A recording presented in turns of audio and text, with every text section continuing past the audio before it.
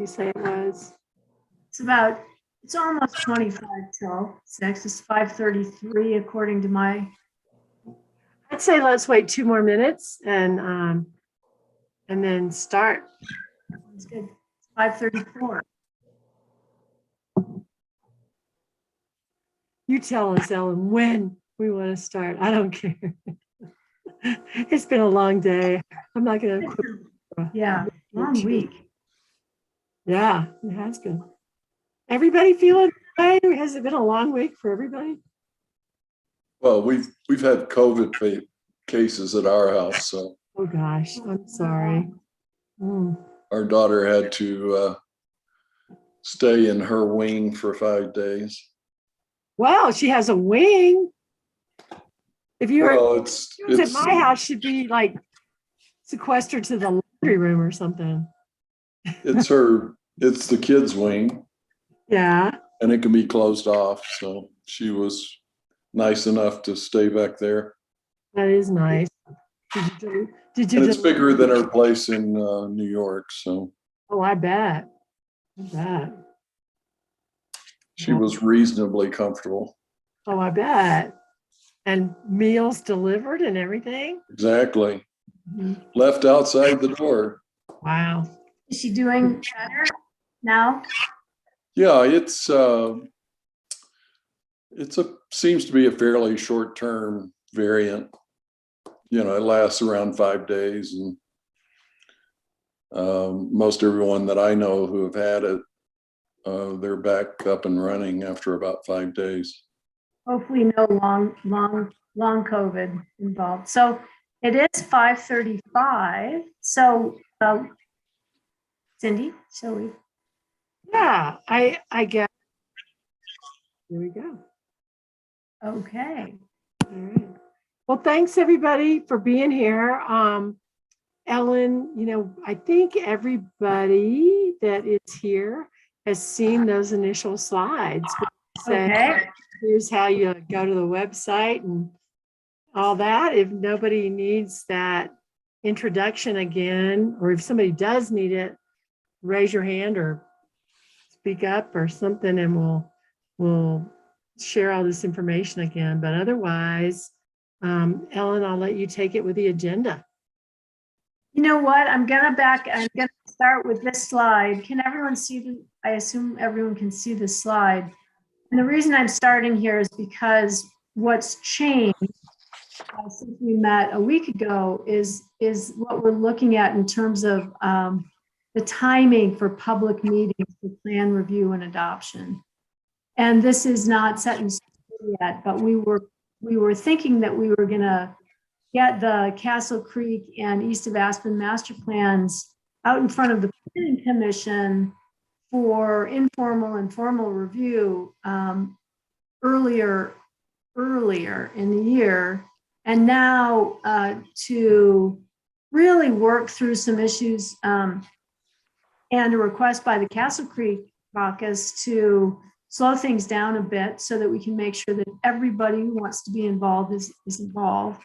We're looking at the first work session with the P&Z and board in April, with a subsequent work session later in April, and then looking at the first Planning and Zoning Commission meeting for adoption in May. So just wanted to make everybody aware of the fact that we're slowing things down a bit, and these are the tentative dates for the time being.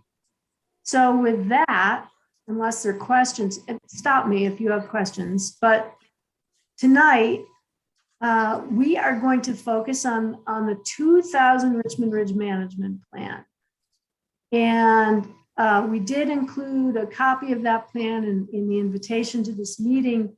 I don't know how many of you have had a chance to look at it, but really what we're going to talk about is how relevant that plan still is. What aspects of the plan need to be implemented still? What aspects are no longer relevant, and what's missing, what should be added? And then we'll also have to decide ultimately whether the plan remains as a standalone recreation management plan or whether we should be incorporating the action items plan in both the East of Aspen and Castle Creek plans. For those of you who didn't get a chance to look at the plan, I was just going to touch on some real cursory basic elements of that plan. Again, it was adopted in 2000 by the Planning and Zoning Commission, and it was a collaborative effort between the county and the Forest Service and stakeholders in the area. And it was not a land use master plan. It was a recreational management plan.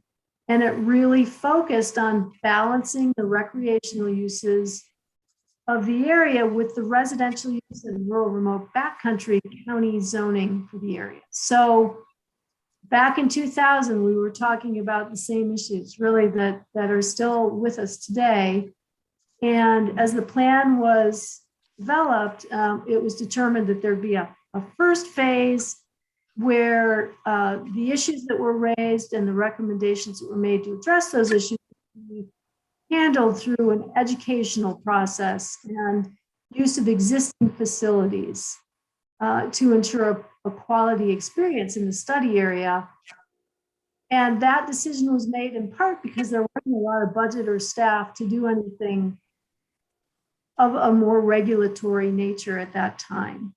And the decision was to start with this one, and then if the issues that were raised and addressed in phase one weren't adequately addressed, then the thinking was that there'd be a subsequent phase where we'd have to introduce a new regulation and perhaps a self-enforcing permit system.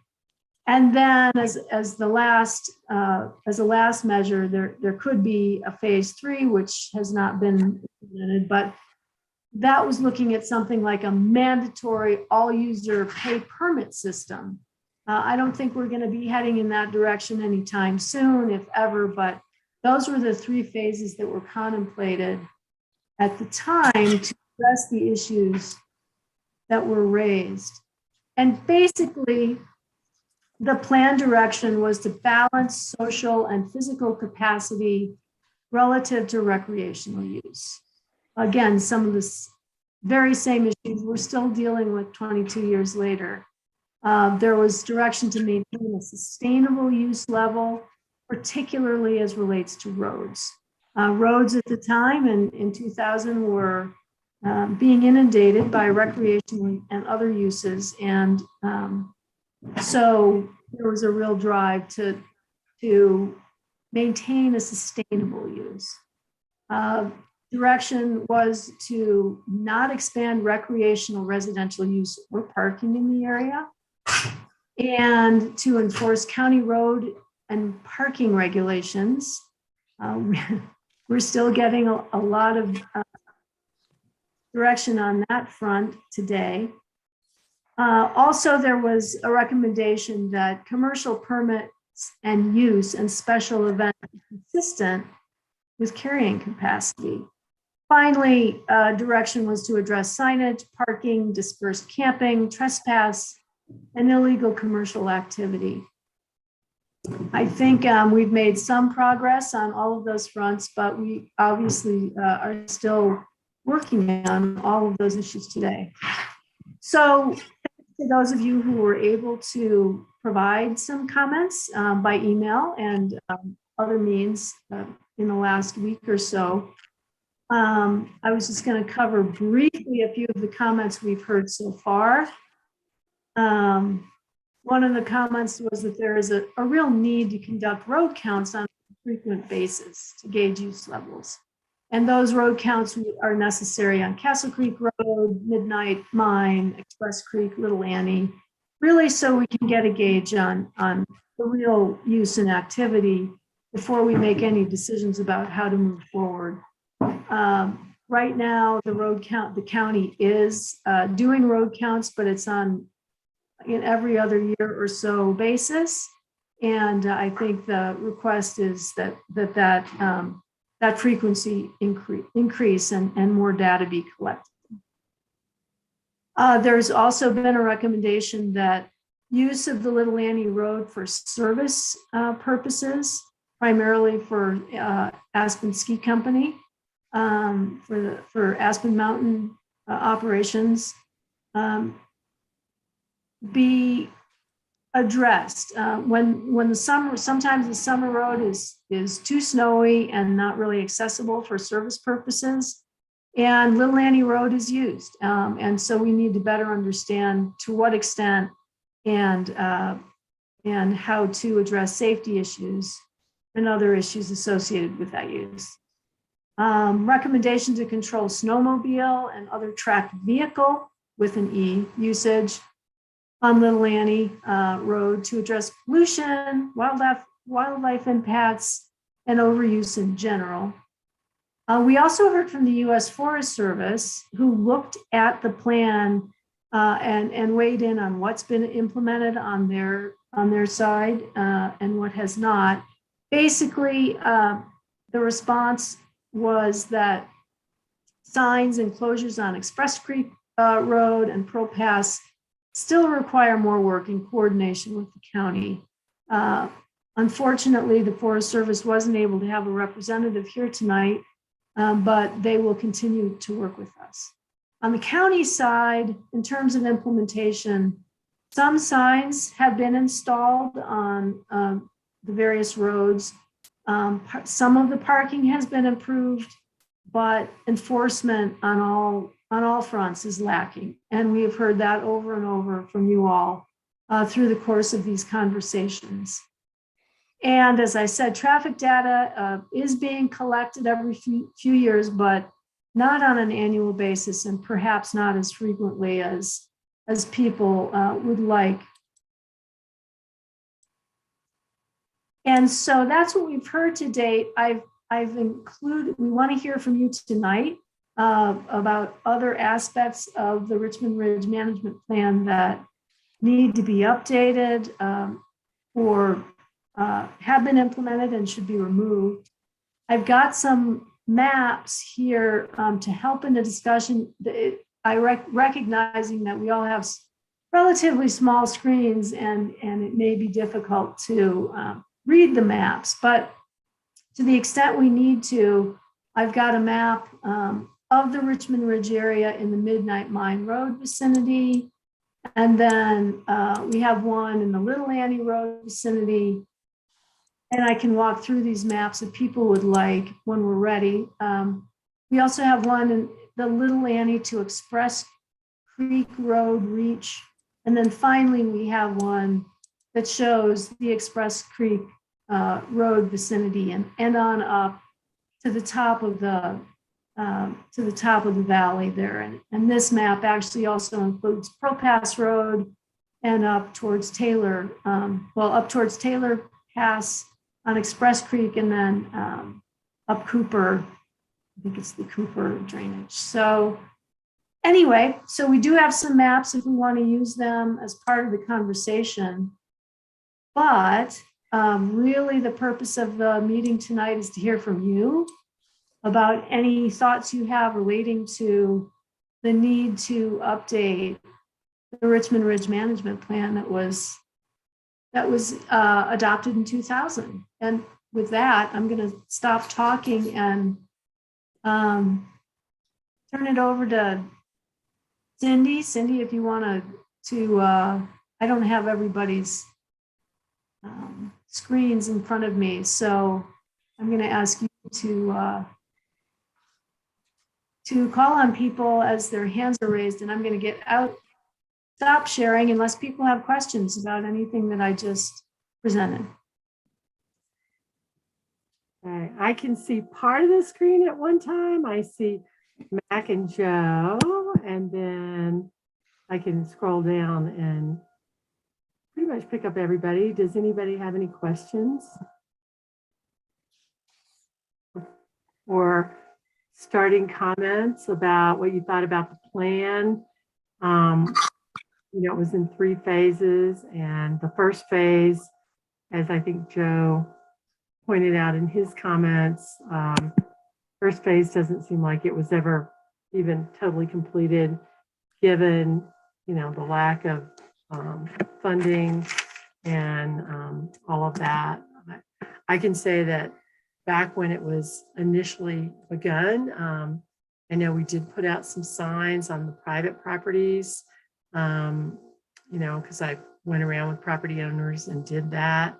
And we did start counting the vehicle use on the roads, but I can't. And then another comment that I wanted to make was really just by way of lack of personnel to enforce. Joe, I think you brought up the question of whether or not there were legal or illegal commercial uses going on along the ridge. And the only use that we have permitted really is the snowcats. And we don't really have any other of the uses that we know are even back there permitted, just because there's been such controversy in our commercial recreational permitting process, which we did try to coordinate with the Forest Service. And I think we were doing a pretty good job for a while, but it always seems to get away from us.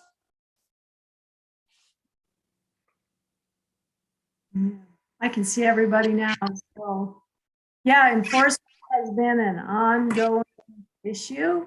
22 years ago, it was an issue, and we still hear a lot about it today in terms of impacts to roads associated with recreational use and commercial use in general. So that is clearly an issue that you need to continue to try to address. But what else is out there? Morgan, you got your hand up. Jump in. Hi, everybody. It was great to revisit the plan. And though a lot of it has not, it's most all of it is about travel management. And though most of it has not come to pass, the big thing that did happen was, I believe, that 2011 White River did a travel management planning, and that allowed snowmobiles to travel off of summer designated routes. So on page 5 of this plan, there's a recommendation that says consider the creation of a specific area for snowmobiles in the south portion of Richmond Ridge. This separation will address separation of uses will address the touring snowmobiler by setting aside an area to the south of Fall Creek for snowmobile use. So we've always felt, the Huts have always felt that that language kind of plopped all the snowmobilers down in the big meadow by the Barnard. And just talking about winter motorized stuff, because it's on my mind with winter. And so basically there's a lot of winter motorized use on Richmond Ridge, and it's very difficult to manage, lots of wilderness conflicts, etc. But I think that my recommendation for the plan would be to down on that same page 5, number 6, it says consider the creation of a non-motorized off-winter recreation areas. And so generally this, okay, and they're talking about the Pearl Pass area. So basically once you go beyond the Pine Creek Cookhouse, it's closed. Winter use or snowmobile use, summer and winter motorized use is closed up Cooper Creek. And so when you go beyond when you leave the Toke lot or the Ashcroft parking lot, you have to remain on the road because the ski area surrounds you. And then beyond there, Cooper Creek is closed. And so the only places that you can go on a snowmobile are to the Taggart and Green Wilson huts, where we have a lot of conflicts between users, or one group will be motorized, one won't. Snowmobiles will get into wilderness. So those are sort of the only 2 locations. And then also people in the springtime use snowmobiles to ski Castle Peak. But just after reading through this whole plan, my thoughts on the whole thing are, it would be very easy if the county was willing to do it, to close just close that whole upper valley to snowmobile use. And it's something that wouldn't cost them anything to enforce, because the cookhouse the king cabin is right there at the gate. I don't know what issues this would create with summer and winter permitted use on the road, on the county road. I wouldn't want to create a gigantic battle over a pretty insignificant area, but it's basically my thoughts on all of this are that all these problems in the future are going to relate to parking. And if we just simplify things and close areas that are less suitable to motorized winter use, then that frees up a lot of the it's just a simple, understandable thing. Richmond Ridge snowmobiles, yes. Upper Castle Creek, no snowmobiles. Rather than it's pretty confusing right now where you have to be on the road, but in the winter it's hard to see the road, et cetera, et cetera. So, and I'll write these up in a comment with some annotated maps. So thank you. Morgan, could you clarify one thing for me? In that Upper Castle Creek recommendation, are you including Express Creek?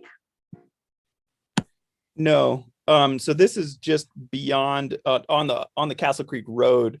When you look at the Forest Service Winter Travel Management Plan, the only place that people can ride a snowmobile beyond the Ashcroft Ski Touring Center is directly on the Castle Creek Road up to Montezuma Basin. So past the huts and up to Montezuma Basin. So you basically have an area where people are only right now legally allowed to ride on a road, but you get all these issues where people stray from the road. Whereas up on Richmond Ridge, there's more of a well-established snowmobile area going out from the top of the gondola and then down Express Creek. And that connects to a lot of snowmobiling over in the Gunnison National Forest that doesn't have any winter travel management plan. So it's just sort of anything that's not wilderness, people snowmobile over there. So thanks, Morgan. Is this number 6? Can you see I think you can see my screen. Is this number 6, the Yes. the right? Okay, thanks. That. And yeah, if you could put that comment in writing and annotate a map, that would be super helpful. Great, thank you. And then my only other comment is just that the levels of summer motorized use 22 years ago our levels of summer motorized use now are huge. And a lot of this does get back to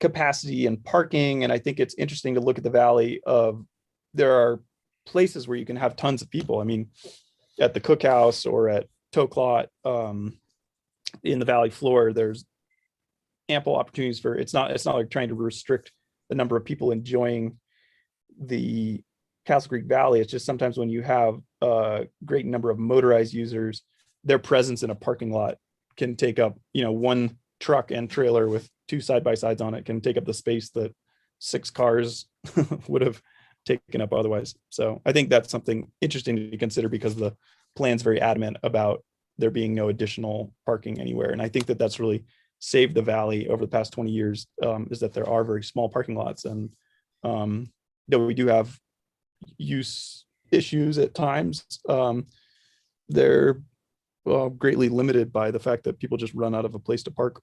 So. Hey, Morgan, one more thing before we get over to Mac. The question about, you said up by the Barnard Hut area, there's a lot of winter motorized use and management is hard. If you want to speak a little bit more to that, you're not recommending that become non-motorized in the winter. Oh, well, I mean, I think it would be very difficult for it to be, because there's so many people that use that area going out from the top of Ajax, that you'd encounter a lot of conflict with motorized users. I think the trickiest thing in this whole conversation is that there is not a motorized use group to talk to. And so out on Richmond Ridge, you get, I think it's less so now. It'd be interesting to hear from Murray with Powder Tours, but I think there are fewer motorized conflicts in the Powder Tours terrain now. But going out towards the Barnard, that's where people generally like to go. Snowmobilers enjoy that area more, especially because it's more open meadows and stuff. The problem that you get into out there is that the wilderness boundary runs down the middle of a lot of these meadows. And then there are also places that people go with newer, more powerful machines where they'll drop into the, headwaters of Difficult Creek and snowmobile around, which is quite deep in the wilderness. So, I think it would be incredibly difficult to close Richmond Ridge to motorized use, especially with the number of private cabins, et cetera, and all that stuff out there. Thanks for clarifying that. Yeah. Yeah, so thanks, Morgan. And Mac has had his hand up, and then Courtney looks like she has some comments too. So let's start with Mac. Thank you. No, good comments, Morgan. I went out to Barnard last winter, and there were absolutely a whole bunch of we skinned up there, and there were a whole bunch of snowmobiles during the day. Each day that we were there, kind of in the big opening, just to kind of look who's left of the cabin. It's absolutely used. My main comment, I guess, is just twofold. The plan, and I know that's what we're doing here, is we're kind of doing an update or discussing it. The data is old, and it's certain the questions to me are unclear of what today's needs are versus what 20 years ago was. So what I'd like to get out of this is some clarity, and helping as well, of course, just some clarity on what the questions that are being asked are, and the conversations and the concerns of people, just really, and what areas specific. To Morgan's point, this is a very large zone, and there are multiple access points to it, and each access point has its own set of users that is using it more than other sets of users.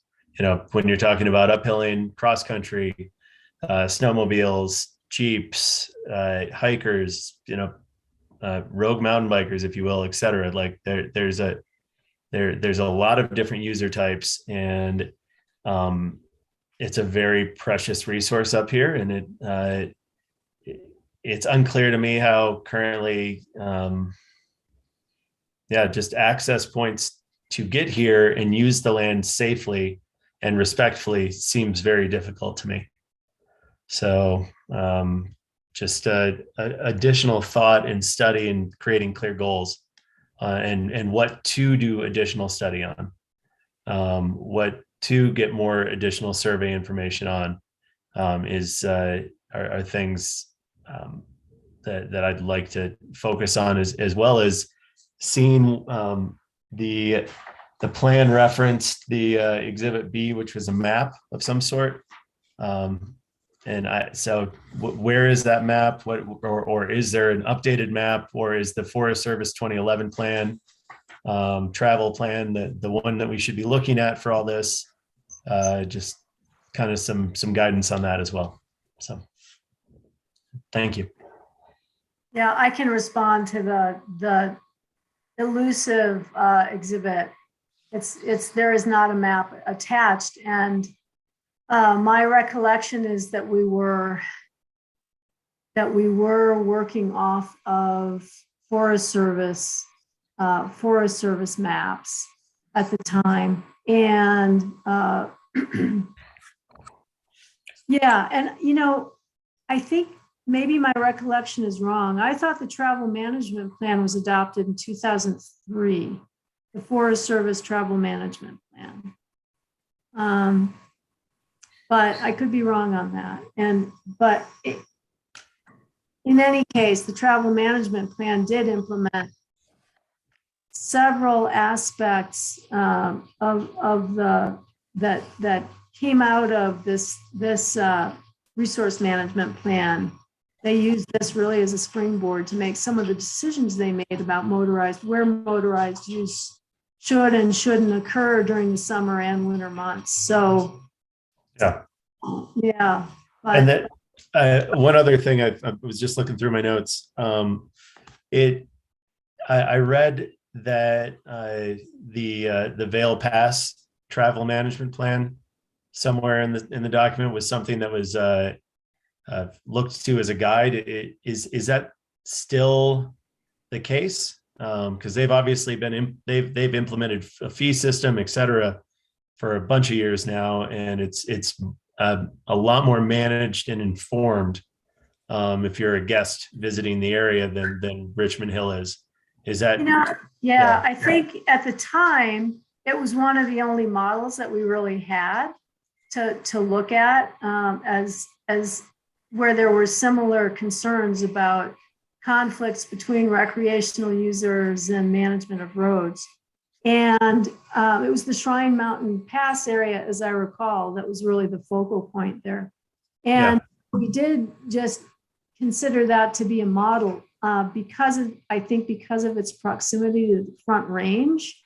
The amount of use there was significantly higher. And as a result, the Forest Service decided to go ahead and implement a permit system. But again, I think the scale was a lot different. And we considered the fact that in the event that use were to increase significantly in the Richmond Ridge area, that perhaps it would make sense to go to something like a permit system that exists up there today still.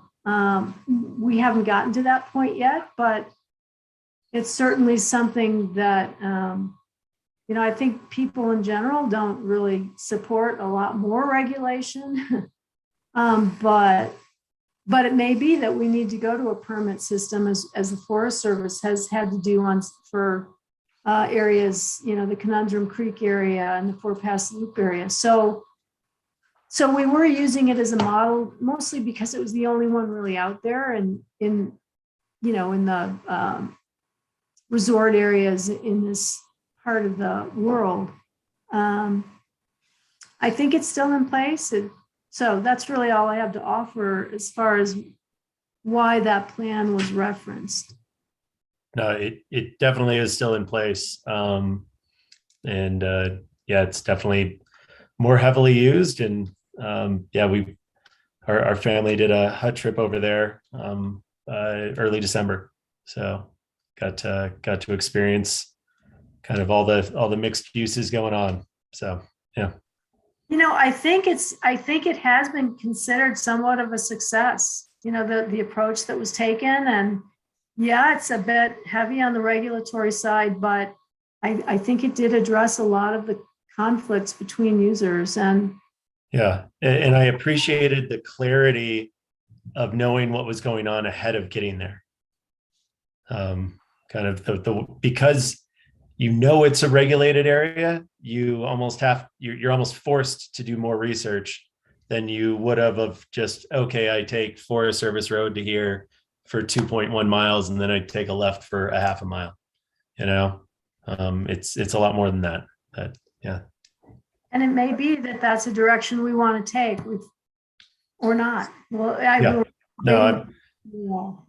I'm not saying I have an opinion. I'm just saying it's something that's used in other places that I think has been successful. But I do really like the messaging that they've used on Vail Pass. I think they have a tagline that's expect and respect. So in certain areas, you're going to expect to see multi-use, and in all areas, you need to respect both the other users, but the regulations. And I think that's that's great to hear about your trip to the Barnard, Mac, because I unfortunately, the cat is kind of out of the bag there. And it's really unfortunate when you've hiked all day to this remote hut and then all day long you're sitting on the deck listening to snowmobiles. Unfortunately, that might just be the case at the Barnard, but I really want to have that not be the case up at the Taggart and Green Wilson, so that at least there's, people can use the Barnard and they can use it as a hybrid access to that hut. They can go there on their snowmobiles. But and don't worry, Morgan, we all still had an amazing time. oh yeah, no, we but it's didn't let that distract. Yeah, or detract. it's interesting. Just the upper, and that's why I really think about the upper Castle Creek Valley as an incredibly unique user experience, because getting up Independence Pass, it's quite difficult to get up Independence Pass in the winter. And the Maroon Bells, you can get up there, but it's motorized and you just sort of hang out at the lake. But the upper Castle Creek Valley, you really can explore and have this quiet user experience that's very, very unique. And I don't think that it's limiting if motorized use is focused more up on, Red Table or places like that, up the Frying Pan, up Lime Creek and stuff, where there's, you go to a place like that and you expect there to be a lot of motorized use, but it's quite nice to go up upper Castle Creek Valley and have a very quiet alpine experience. So Yeah, that's something that as the Huts we really want to work to protect. and Ellen, I should have provided some context behind my just wanting to see some other numbers, and that the data has changed since the 99 2000 years. I remember going back through the data a little while ago, and I mean the number of snowmobiles, the max number of snowmobiles per day that was reported in the study from back in 99, I want to say was around 23 at the biggest day. And not that every snowmobile is used every day, but the number of sleds parked in the marina is over 50, including and not just snowmobiles, because there's some of those cabins have those kind of tracked side by sides or whatever you call them. They're basically like a snowcat in a way, but open because they're a four-wheel drive vehicle in the summer or whatever. So things have changed, and in order to have something that's respectful to the area, we need to change with it. So Yeah, I think, Mac, you bring up a really interesting point that most of the machines in Little Annie, at the bottom of Little Annie and up at the marina, are a lot of them belong to people with cabins. And it's kind of funny because usually the blame gets laid on, there are these, young snowmobile folks out there taking up all this space. But the reality is a lot of those cabins, they have a side-by-side track snowcat thing down at the base of Little Annie. And then they've got like two snowmobiles at the top at the marina. So they've got, 3 or 4 vehicles that they just park all winter, and then they use their cabin a handful of weekends. So that's something that perhaps through the land use code could be addressed. I'm not sure if there's a way to address that, but I think it's just interesting that a lot of the parking is taken up by cabins that sometimes have like 4 vehicles. yeah. Lower. And frankly, and this is something, if that's we don't know who's parking in the marina at the ski company. But, I'm sure some of the operations guys do, but it's not like we have a list of who owns what snowmobile and where they're from, and did they come from out of town? Are they homeowners on the ridge somewhere, et cetera? Like we don't have that data because frankly, we've kind of just let people do what they do, I guess. And maybe it's time to just find out what's going on, or figure out something with the plan, or whatever it is. So thanks. Mac, I want to go back. Courtney's had her hand up for a while, so I want to hear from her. But then I want to come back to make sure I understand your question about clarity on what questions are being asked and creating clear goals. I want to leave that hanging. I want to understand more about where you're going with that. But since Courtney has been waiting patiently, maybe we should, let's hear from Courtney and come back to that. Does that work? Yeah. Okay. Thanks, Courtney. Oh, sure. Thanks, Mac and Morgan. It actually is we kind of both covered it. It is the winter parking issue, and it's gotten to the point where it's on the verge of danger, especially on the weekends to go. Like there's, as a resident, like not much parking, and I agree with the side-by-sides. A lot of neighbors have side-by-sides and how to manage, but almost all the neighbors have said, when I asked them about the master plan, what for input, it's been expand winter parking kind of regardless. And then like I saw a group on Sunday going up to the Barnard Hut, and some people were snowmobiling, provisions and stuff up. And I wonder if there's a way, when there are the big trailers up at winter parking, to really have more signage to not bring them up Little Annie's at all. Because like Morgan said, one trailer and one other thing can take up everything.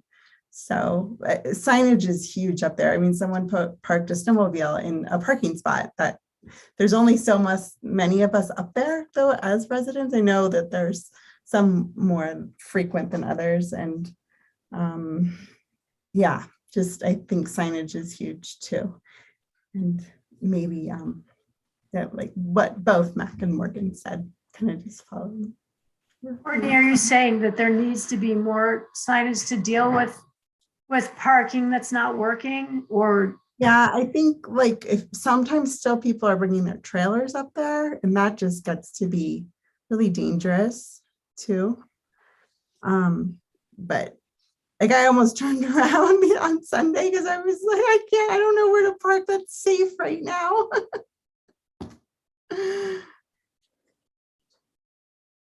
So that those spaces, I mean, it does get pretty crowded up the Little Annie node there.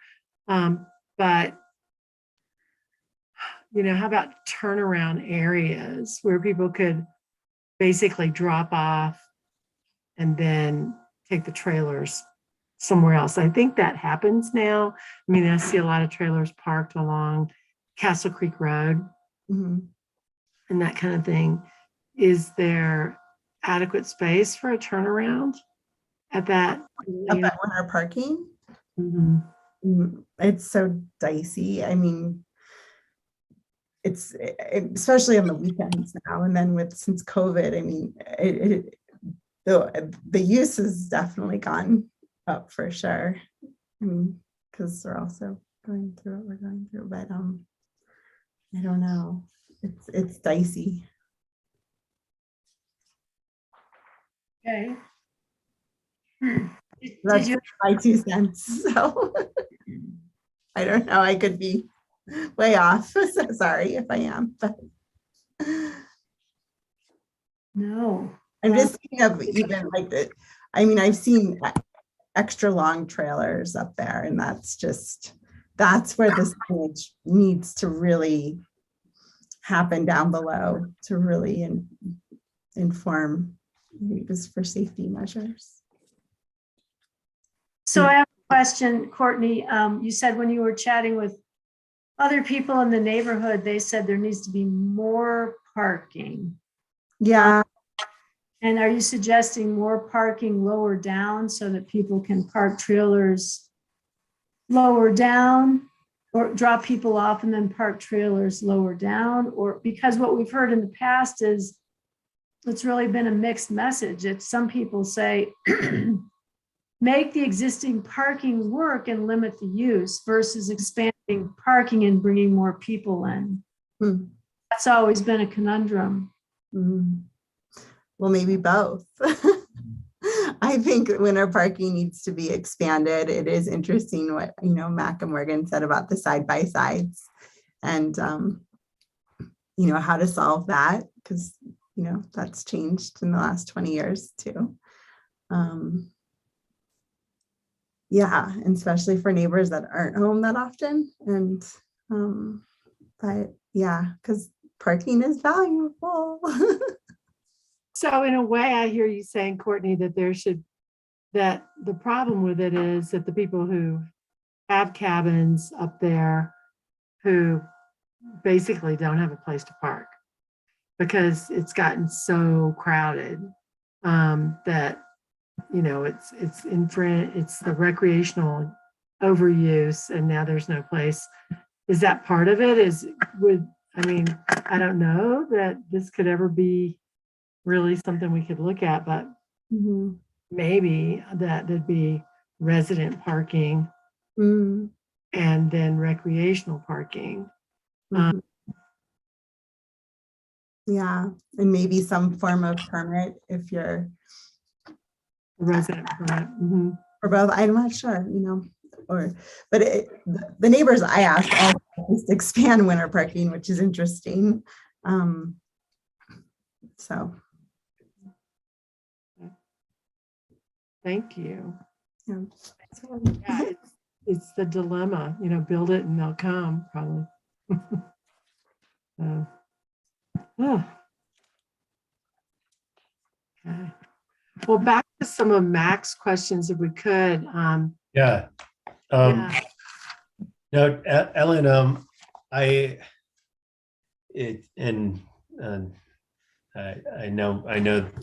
Basically, in doing research a while back for Pandora's, and through all the process, I think I went through like 1,000 pages of Richmond Hill management plan meeting minutes and notes, and like different groups that were getting together, and it was extremely thoughtful. And and I'm not saying we need to have a separate group in the same manner that they did, for each, different issue, but there were very, and whether or not they seemed clear at the time, but the minutes and the notes from the minutes or from the meetings made it seem like there were specific areas and specific, almost like you went through the process for snowmobiles, and you went through the process for car traffic and Jeep traffic or whatever, and then you went through the process for hiking, and you went through the process for cross country skiing, et cetera, because those were kind of the four main user groups back then. We now have added user groups on top of that, and also expanded user groups on top of that. So I think reviewing some of those old minutes, not just the plan that got put together, that is the 14 pages or whatever it is, with the 3 phases, but I think it's valuable to look at some of the questions that were asked back then, because the questions are still relevant. The answers just may be different, based on the changed conditions, based on just frankly people seeing what the use patterns have been over the last 20 years, et cetera. So that's kind of what I meant by that. Is I think there were a lot of good questions asked 20 years ago, 22 years ago, or whatever it was. And I think that you get some interested people, and you can end up with some really thoughtful solutions. So that's my point. We really did. I mean, it was a fun process. I still remember it because so many people, now we call them stakeholders. So many stakeholders really did get involved. I mean, people really showed up, and because the Forest Service was there to listen, we were there to listen, and I think that it was a great process. But the user groups, this is what, to me, when you were talking earlier, we're having a hard time with organized, established user group identification. I don't know those people anymore that are organized like they were back then, or could call 5 of their buddies and say, let's do this. It's a different kind of dispersion of people using the area, but I'm not sure they're a cohesive group on some of this. So I'd love to hear everybody's reaction to that. Are there user groups out there that we don't know anymore? Like in 2015, when we did the work that we did, and we had our meetings up at the King Cabin, it was great because we were able to tap into various user groups. But there were a few people that represented the Jeepers, the snowmobilers, the bikers. And that was great. And we tried to reach out to them again with our email list, but very little response. Yeah. So if there are user groups, do you know who they are? I mean, I know who I obviously the uphill community just finished doing a master plan. There's obviously multiple people, and they're fairly organized at this point in time. All the commercial outfitters are, if they're told that this is going on and they don't choose to arrive, they're not being very wise, in my opinion. So I would think they'd come to, make an argument for their interests. I think Castle Creek is well represented here, obviously, with respect to the basin and how it affects on their lives. But yeah, there's the snowmobile group and the Jeeper group. I don't personally know. I think it would be fairly easy to have anybody put flyers on some snowmobiles and see what happens. Where they're parked, As far as the Jeepers are concerned, I don't know. I think that's just people are driving from Texas with a Jeep, like I don't really know how you get in front of that one. But So I see that Joe's got his hand up, but if I could jump in for a second before we hear from him. As Cindy just referred to our 2015 effort, and that was it was another collaborative effort with the Forest Service to work. It ended up focusing primarily on the upper Castle Creek area, but including a lot of these same roads. We're looking at Express Creek and Pearl Pass and Midnight Little Annie Road for sure. And we did have a good turnout, and I think groups were well represented. But I'd say that the issues that were raised in 2000 in this Richmond Ridge plan hadn't changed that much in 2015. And from what I'm hearing from people, the issues are relatively stayed the same, only use has increased significantly. And so all the impacts have also increased. And that's not to say that there are new users. The new uses, things that weren't even, we weren't looking at e-bikes and back in 2000 or even in 2015. But bikes. I'm honestly, most recently, we haven't heard from all of those user groups, but from what I've heard so far, I'm not hearing that the issues have changed so much, with the exception that there's some uses that we need to contend with. But anyway, that's just my 2 cents. And I know Joe has his hand up, so I'll stop talking.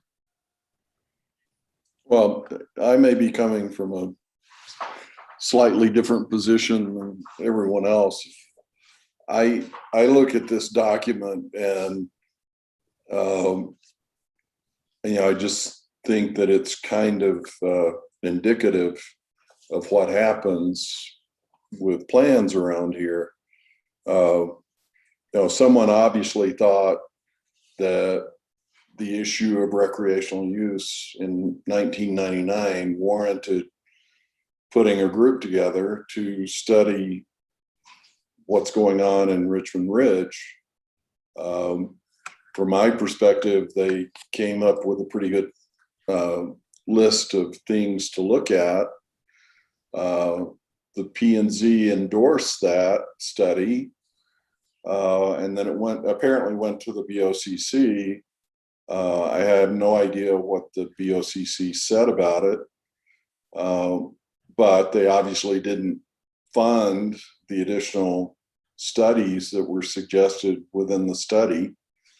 So from my perspective, it's a pretty good study, but we're still living in the year 2000 in terms of the study, because nothing has happened since this plan was written. So,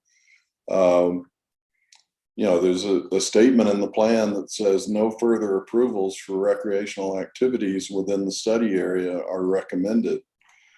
But by virtue of the lack of action on the county's part, we've essentially allowed some fairly dramatic expansion in recreational use in the area. So I would like to see us develop some data as to what's going on up there. I'm assuming we haven't really collected any data in the 22 years since this was adopted. So I feel like we're still back in 2000. Well, Joe, a little bit of data has been gathered. I mean, from time to time, the Road and Bridge does a road count. We do have that. We do have some data, but I agree. I mean, I think that it's never been funded and monitored as a plan should be for a recreational plan. And of course, being part of the county, I understand all the reasons for that, but it doesn't help us now with that. So to kind of cut to the chase of what we're trying to get to here tonight, I'm hearing both Mac say and Joe say, and Morgan to a certain extent came up with more concrete action items. But am I hearing you guys say that basically phase one of the plan should be updated with new data, and that we go from there, because we don't have we don't have the data to really understand where we sit today. And that with that, if there were an update to this plan, to the phase one part of the plan, or to the plan itself, to me, then Mac, that indicates that we would get into more of that deeper dive with the user groups, and we would get more information on the table, and then have more to work with. Is that what I think I'm hearing as an action item here? I support that for sure. Yeah, and only thing to add to that, if there's some sort of a kind of a survey of some sort that could be created, that would be intentionally sent to user groups once they're identified, homeowners once, just anybody that uses the area where it would be relevant, to try to capture or at least hear all of the different perspectives, because I'm sure you'll have some perspectives that are, eliminate all motorized travel, and you'll have some perspectives that are open it up to all motorized travel everywhere, et cetera. So, and more parking and then less parking. It'd just be interesting to kind of hear what that is, and then try to find a balance somewhere, that where you'll probably make nobody happy, but everybody happy, right? Like however the results of those are. So. Yeah. But understanding as far as this plan is concerned for Castle Creek and east of Aspen, it's just another action item to update. Yeah. Plan. So we're not really taking action on that plan specifically right now. It would be one of our implementation items, which I think is hugely informative, Yeah. to what's going on. And just to add, clearly the Forest Service will have to be very involved in the conversation because they have an existing travel management plan that directs a lot of that use right now. And I don't think they have any immediate plans to update their travel management plan, but in any case, they would have to be very, it would have to be, once again, a collaborative effort because they have, they have jurisdiction over some of that use. So a significant amount of that use. So they will definitely need to be involved. And, but I think Cindy's right. This is a good direction to add to both the East of Aspen and Castle Creek plans, really, as we move forward. And maybe the action item as we craft what that really says includes that, Ellen, that it's that a joint effort between the Forest Service and the county is undertaken, something like that.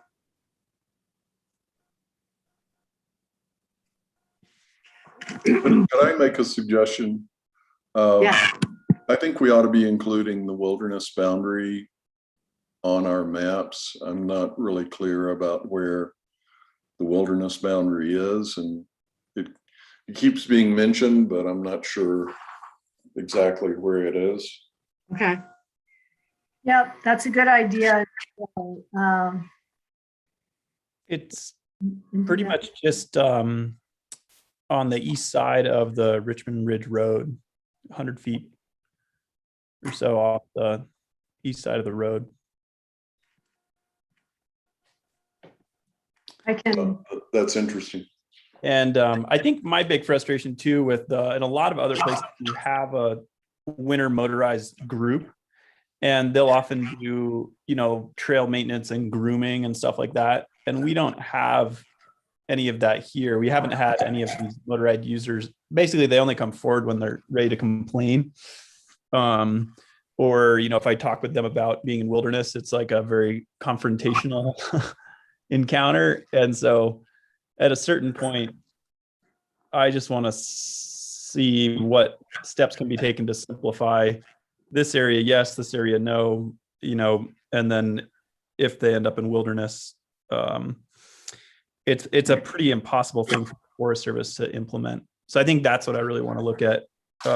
If we talk with the Forest Service is, they can throw a lot of resources at having additional, these 2 additional winter rangers, but, they maybe write like 5 tickets in a winter because actually catching someone, I don't know. It's just, I find great with the whole thing.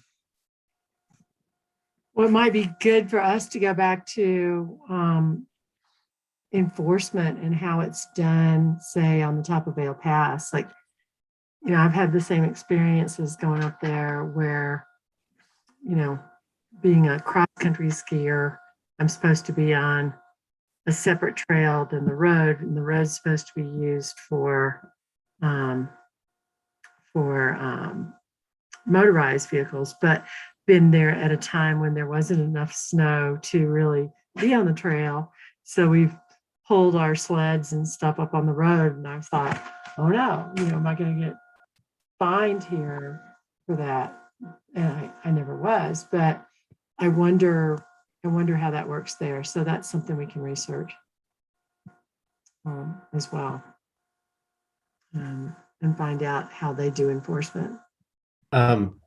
Yeah, when I was up there last winter, there were 2 Forest Service rangers on snowmobiles that stopped and talked to us because we had 2 young kids and a couple of chariots, and we looked like a wreck probably because we were exhausted on our skins. They talked to us for a while, and their whole intention of being out there was to ride their snowmobiles up to the wilderness boundary and make sure and basically do enforcement on if anybody crossed that line. And up by Barnard, there are all these tall wooden posts that are, few hundred feet apart, and they represent part of that wilderness boundary. And just to clarify on Morgan's statement, that wilderness boundary is just off of Richmond Hill Road, roughly 5 miles above the ski area. So the whole Powder Tours area obviously is not included in wilderness. It's further above that. It's further above the is it Hurricane Road? Yeah, like the intersection of Hurricane and Richmond Hill, et cetera. So, but yeah, once you get up there, there's not much room to the east for a motorized vehicle to go. So the wilderness boundary obviously occurs in several places within this Richmond Ridge area. And we'll go ahead and it sounds like it would be helpful to have that identified on the maps in general. And I know we've got that, we just need to add it in. So yeah, thanks for that suggestion. So if I could, it's about 20 minutes till, and wondering what everybody feels like our next steps here are. Joe and boy, we received another letter from, I'm blanking on his name, on vegetation in the on the Castle Creek side and Marshall Hall. Marshall Hall. And I was going to make the same type of recommendation. What we're seeing and what that letter kind of spoke to was that forest health is an issue, and that we have a lot of dead and dying trees in the area, and that a lot of the county regulations today prohibit the cutting or clearing and grubbing, if you will, of those forests because of the wildlife habitat that they provide. And so there's a conflict between, what we're seeing as our wildfire concerns and our wildlife concerns, and the regulations that are about that. So Joe, what I thought of as another action item to think about in relationship to that was to explore the reconciliation or with vegetation and wildlife issues, and make revisions to the land use code, which potentially provide human safety as the highest priority.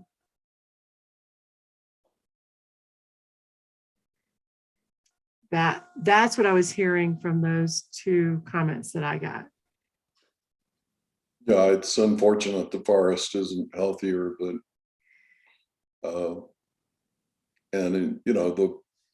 it's the aspen forest that you're most aware of being in great stress. So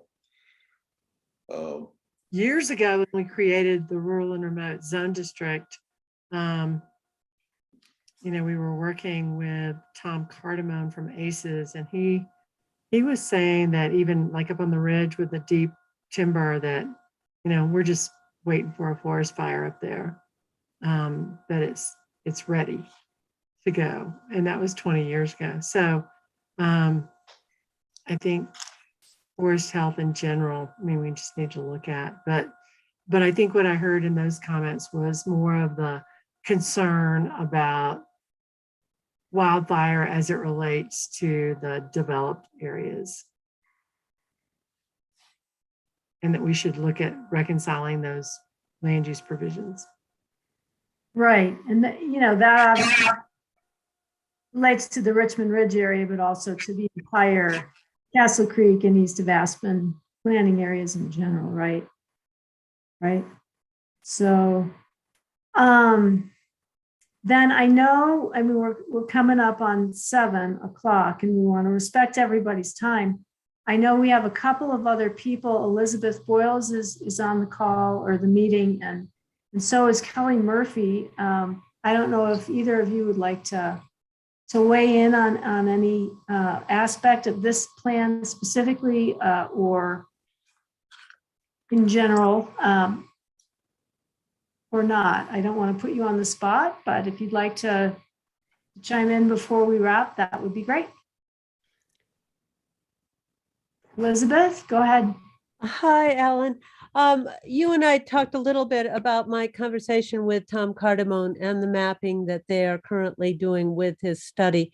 And so I just wanted to update Cindy to know that there are going to be some very specific maps about vegetation and recommendations from Tom Cardamone and their group. So they won't have those, he said, until mid-February or the end of February. So, but it would be terrific if you could coordinate with him to see their timing with regard to your master plan timing. Thanks, Elizabeth.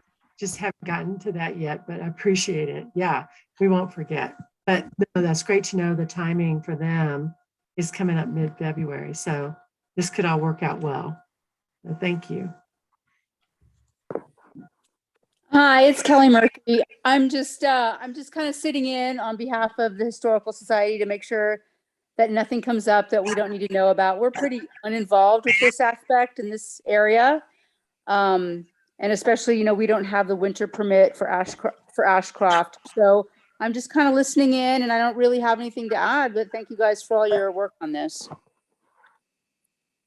Thanks, Kelly. Are you still in Mexico City? Me? I Are thought you you thinking were of Georgia? I thought you were in Mexico City at our last meeting. Maybe I made that up. Oh, that's funny. I kind of wish, but no, I was here in the Mid Valley. Never mind. It's okay. Well, thanks for both of those comments. Cindy, did you have anything else you wanted to, or anybody have anything else to add at this point? Well, I would just add, I think the level of impact from the Richmond Ridge area on the Castle Creek Valley is considerably greater than it is for the east of Aspen Caucus. So I don't mean to exclude the east of Aspen Caucus from talking about Richmond Ridge, but you know, we carry the brunt of the impact from the area. So as I'm sure everyone's aware. So this gets back to where we started with the boundary discussion, and we were trying to put that into why we want to change the boundary and what that means. And so, right, I think before we started, we were just kind of having an offline conversation with Joe, and it seems that the main concern is, you know, participation and notice with the Castle Creek side of the valley. And it seems like the Roaring Fork side of the valley has probably very little potential to see more, at least building on that side, given the Forest Service ownership and the steep slopes and all of that. I don't know that how much more commercial activity the Forest Service would ever allow along that Roaring Fork slope side of the ridge. But would everyone be in agreement if the boundary did change to drop down onto the Roaring Fork side and pick that up within the Castle Creek master plan? and we don't know the details yet. Glenhorn's made some proposals that it would follow along an old trail on the Hayden Quad that comes out from Lachine and head out east. And then Joe's made a couple other specific recommendations. But to me, tonight's more about the concept of changing it rather than the details of exactly where. And if the concept of changing it, if we can come to some consensus on that, then we would leave the details probably to a smaller group to bring back to the larger group. And to just update on Glenn's work, he did not find the USGS quad sheet that he thought he had from previous times, but Tyler apparently has a version. So hopefully Tyler can show us where this area is on a map. So I'll just comment with regards to the lands within the ski area. It still seems to me that we get our access primarily from the front side. The lands outside, we'd have to do a little more thought on it.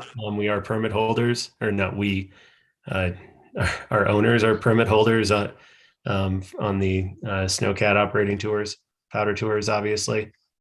And frankly, we haven't gone into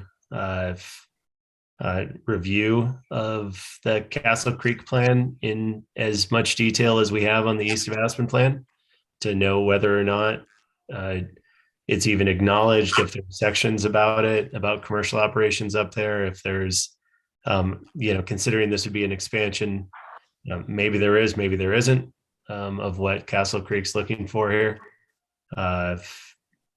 So we'd need to do a thorough review and make sure there's no unintended consequences of going into a different plan, I guess. So I'm holding firm on my position of within the ski rec boundary. And I guess Joe, we need to do a little more examination on the upper component. Obviously, part of powder tours is already in Castle Creek boundary, so I would assume that we could be supportive, but we have to go back and just double check all the language and go through and probably we'll have additional comments to the Castle Creek plan, et cetera, based on it. So. Mac, do you have a map of the powder tour area? I do. I can share it if you want. Yeah, that would be helpful. Ellen, can I share a screen? Yeah, sure. Go ahead. Bonnie, he can share the screen, right? There you go. Yes, anybody can. Thanks. Okay. This pink line is wilderness that we were talking about a few minutes ago. The green, sorry, let me turn off all my, I've got a few too many layers on. And holocross.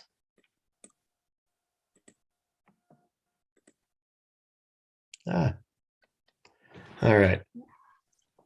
So all these are the parcels, ownership parcels in the upper valley. This is Richmond Hill Road in the green. And then the powder tours boundary.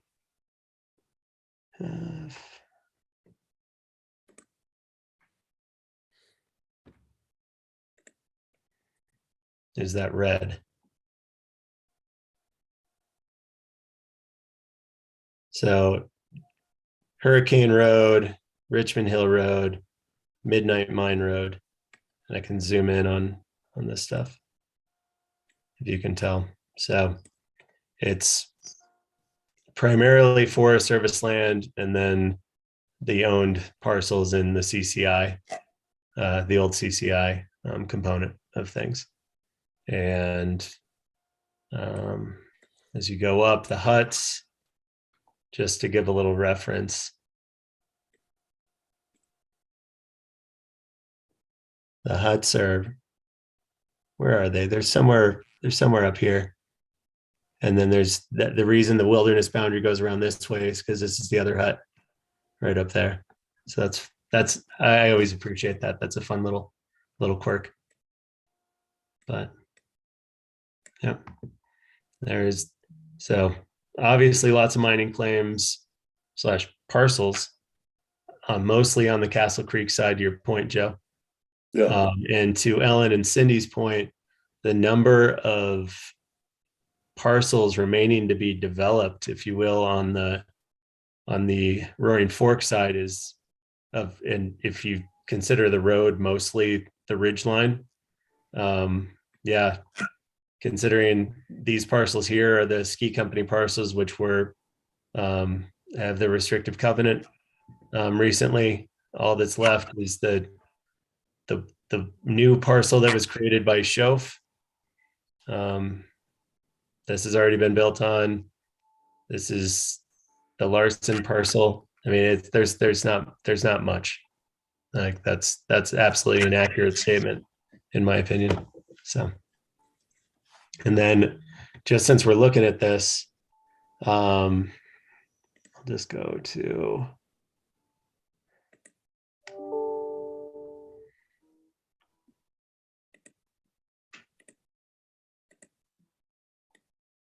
So the purple is our operational boundary, Joe. And so that's what I'm being a stickler. I recognize on just we've had a long-standing relationship in the east of Aspen Caucus, and we know the rules of the game, and change scares me, I guess. How about that? Mac, just to be clear, you're not in the east of Aspen Caucus, but you're You're in right. the Aspen Sorry. planning area. Correct. The Castle Creek Caucus covers the entire planning area for Castle Creek. Yes. There. Sorry about that. No. You're Just correct. No. I just want to make sure everybody understands that. Yeah. And primarily of this line right here, 95% of it drains towards the fork. There's only a couple spots near Buckhorn Cabin, on the backs, just this little wedge behind the Pandora's lift when it's constructed. There's only a couple spots where where the natural drainage goes down into Castle Creek, and those are almost isolated islands, if you will. So, Well, a piece of the Sundex on the Castle Creek side, I think. yeah. Now, Correct. so the issue here is really, we have the same issue when we're looking at the area to the north, if we separate the lower Castle Maroon Creek with Highlands, are we looking at the drainage, or are we looking at primarily the access from, and I understand your point, Mac, that, you've got a lot of access on the gondola and up the front of the mountain on the Some around. Yeah. but that's primarily going to be pedestrian access, unless it's truck traffic or whatever that's relating to the ski area somehow. I don't think we have a ton of just recreational Jeep drivers on the front side as much as there is on the back side. So those are really the questions. And one of the things I'd like to do, quite frankly, I'm not sure the boundary really matters. We're going to inform everybody when anything happens. Yeah. I'm not wigged out about it one way or the other on how any of this falls out with the boundary, but I think that those are really kind of the dividing lines to think about. You know, it's drainage and visual versus access and impacts. And I think that that's really the question. And if access is always a big deal issue for recreation areas. And if we're considering all this a recreation area, you know, then access is going to come into play pretty heavily, Joe. So I don't know. To be continued, I guess. No, and I agree with that point, Cindy, that you know, wherever the line is drawn at the end of the day, everybody's going to get notified. We're going to attempt to be good neighbors as much as we can, communicate as much as we can. It just yeah. I saw the proposal by Glenn in using a private road that's maintained by the ski company that the public isn't allowed on as one of the boundaries was a little confusing to me, but I have other objections, so it's not a huge deal. So more on that to come, obviously, but thanks for sharing the Well, map. the other, Yeah, that's very helpful, Matt. Yeah, and Yeah. Joe, I'm happy to. I've got a lot of fun toys with those maps, so if you ever want to sit down with me to look at any of the stuff, I'm happy to do so. Okay, thanks. and just real quickly, you heard me talk about how this could be resolved through policy statements within the plan as far as notification and all of that. So I'd like people just to think about that alternative as well. So think about language and how that might satisfy or be an alternative to changing boundaries at this point. So you have your hand up again. Well, I know I've had my hand up for a while. It doesn't have as much, but as far as fire mitigation and access, it is a little frightening to think about the congestion on those Castle Creek access points of if you are concerned about forest health and how are you going to get a fire truck up that road if it's blocked by all of the recreational use traffic as well as the homeowners. So and then if as far as fire in the top of the ridge, will that be taken care of mostly by airplanes, or what would be the fire mitigation plan of access from the top of the mountain? So I would talk to the fire department and have their maps as well.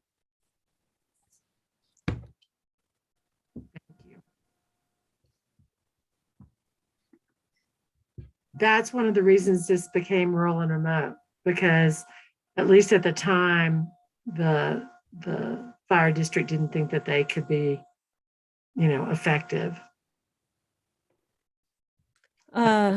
Well, I guess that would be a huge tragedy. So it's part of what we have had to do with the increased use in the east of Aspen area is make sure that the fire lane to the Wildwood School could remain open for them to even have fire insurance. So it is a consideration. Yeah. I think you're probably right that if there were a fire up there, there'd probably be more air control than, effectively getting there by, larger fire trucks. So, but who knows? But that's a good point to check in with the fire district. So, or just in thinking about your parking issues of allocating enough parking for homeowners in that area, but still leaving enough space to at least get to those closer homes. Mhm. Yeah, then it looks as though Courtney is in the chat, thanking you for bringing this up. So if that's, I think we are at 7:03 and this has been super informative. Thank you for everybody for participating.